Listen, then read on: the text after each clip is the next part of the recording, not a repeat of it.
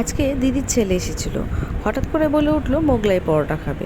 আমিও বললাম ঠিক আছে করে দেবো, কিন্তু একটা শর্ত আছে, ফোনটা ধরে দিতে হবে, আমি ভিডিও বানাবো। তো ও দেখলাম ঝট করে রাজি হয়ে গেল।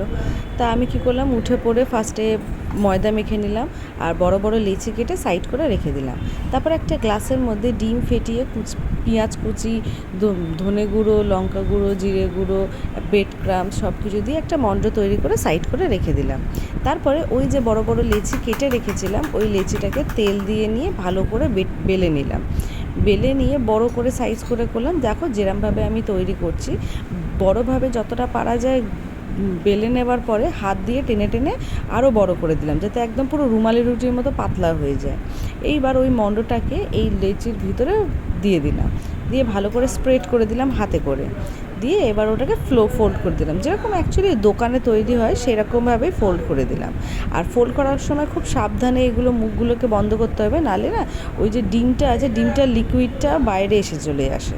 তো তারপরে ভালো করে ফোল্ড করে নিয়ে আস্তে করে তেলের মধ্যে ছেড়ে দিলাম। তেলটা কিন্তু মিডিয়াম হিটে রাখতে হবে গ্যাসটাকে। তারপরে যখন এক সাইড ভাজা হয়ে গেল, তখন অপোজিট সাইডটাকেও ভেজে নিতে হবে। যেই দিকটা ফোল্ড করা হয় সেই দিকটাকে ফার্স্টে ভাজবে, তাহলে কি হবে, ফোল্ডটা খুলবে না। তারপর আস্তে করে যখন ভাজা হয়ে গেল তুলে নিলাম প্লেটে, তারপরে আস্তে করে কেটে যেরকম 4 টুকরো বা 2 টুকরো করে সার্ভ করে দিলাম। ব্যাস, দেখো কেমন লাগলো জানিও।